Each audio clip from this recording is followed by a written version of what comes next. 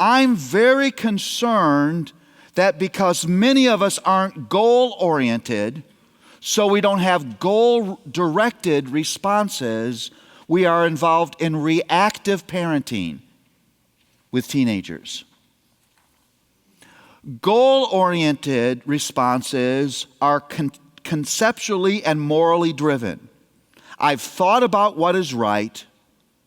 I get what's going on with you. And because of that, I have a sense of direction. That's very different than I sort of don't have a sense of direction and I just react to whatever is the issue of the moment. That tends to be much more emotionally laden and much more emotionally driven. And reactivity as a parent generally isn't as productive as being goal-oriented. Now, in order to be goal-oriented, you have to get what a teenager is and how a teenager struggles.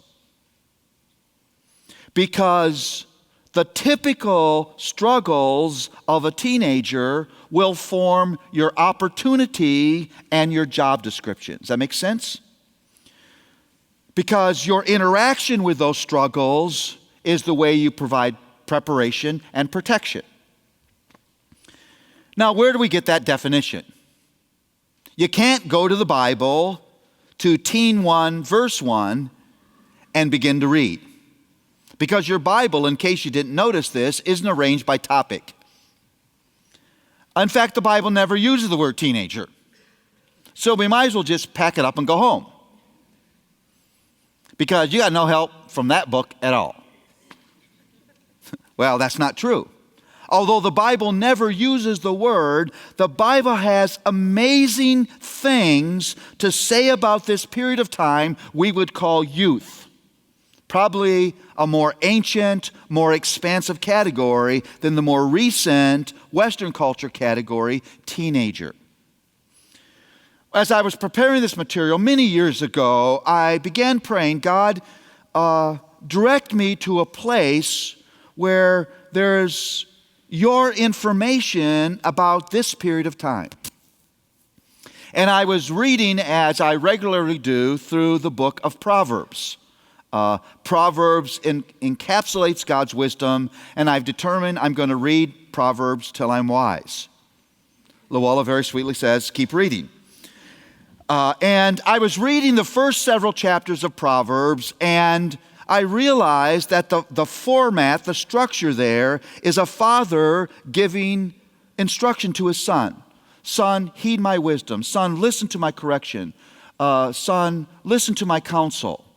And I thought, well, that's great. There's a father talking to his son. I'm going to read this over and over again. And so I started reading that. I literally read those chapters, about 8 chapters, hundreds of times, over and over again. And as I read those over and over again, something very interesting happened. Themes began to rise to the surface. You know what a theme is? A theme is something that's often repeated. You recognize a piece of music by a certain theme of its notes. I could hum some notes to you, and you would know immediately what the music was. And as I began thinking, something hit me. If a father has to repeat something over and over again to his son, what has that father identified? He's identified a struggle, right? That's why it keeps coming up. And I realized all of a sudden that in these passages, we have God's definition of the typical struggles of a teenager, the typical struggles of someone who's in his youth. And those struggles give me a definition of what's hot and happening during that period of time, and give me a definition of how I should interact with it.